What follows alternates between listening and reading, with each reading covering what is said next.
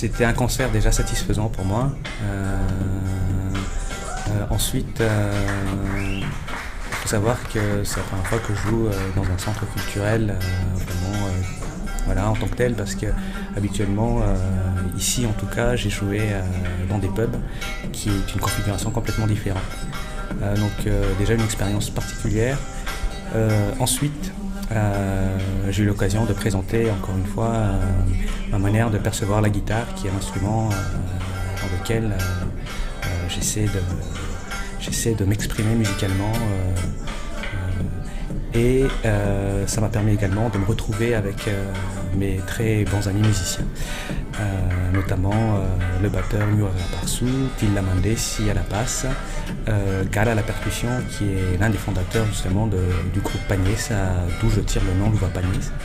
Et puis pour finir, oui, c'était pour moi aussi une occasion de présenter encore une fois Neurosud, qui reste le titre du projet pour l'album que j'ai l'intention de présenter pour 2016.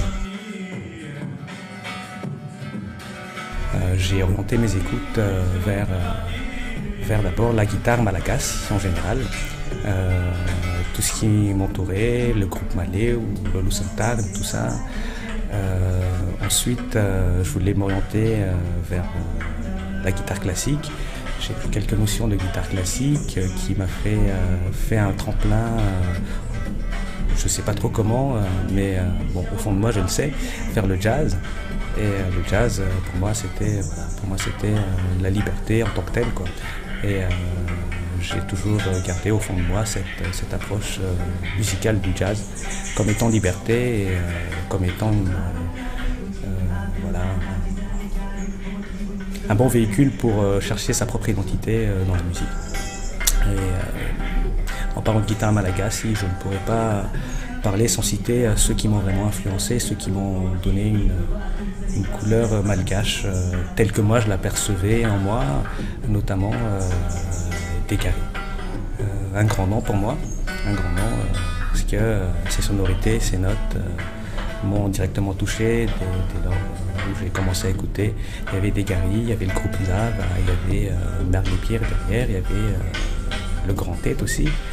Et puis donc tout ça, toute cette sonorité du sud-est.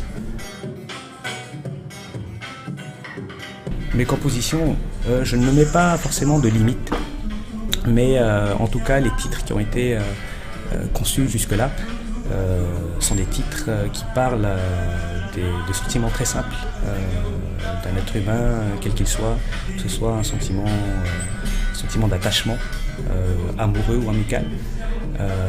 Ça parle également aussi de la valeur de la terre et des valeurs paysannes partagées partout dans le monde.